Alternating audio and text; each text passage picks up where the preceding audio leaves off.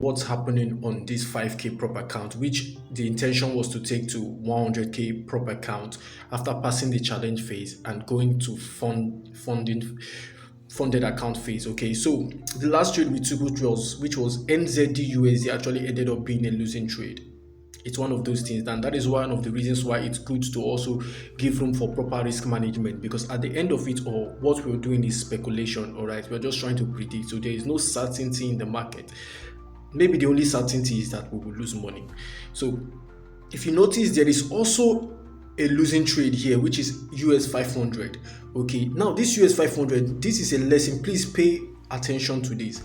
This US 500, I was a little bit reluctant to share the signal here, and one of the reasons I was reluctant to share it was because when I observed this US 500, I realized that the entry criteria did not fit my written entry criteria to take trades.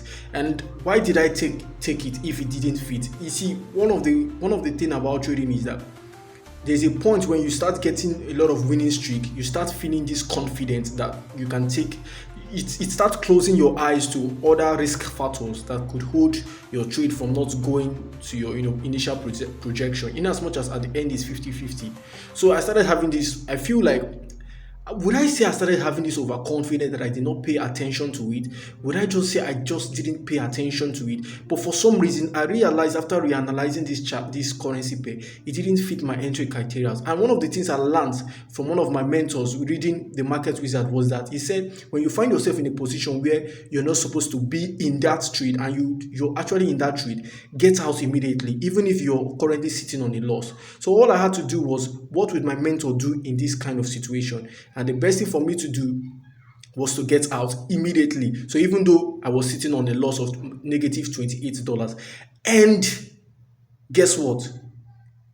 It would have been better I left with that $28 than hoping that the trade will go back to my entry and then I won't incur any loss, because my stop loss here actually got hit this morning. You see, if I had stayed longer, which would have collected $80 instead of $28. So I still have $52 saved.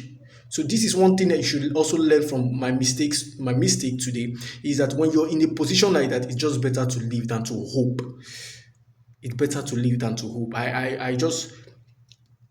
I'm sure with this my experience, you've learned something from this. Okay, so there are other trading opportunities that I'll be making an analysis on, especially the US Japanese here, which has been a good trade for us this year. Okay.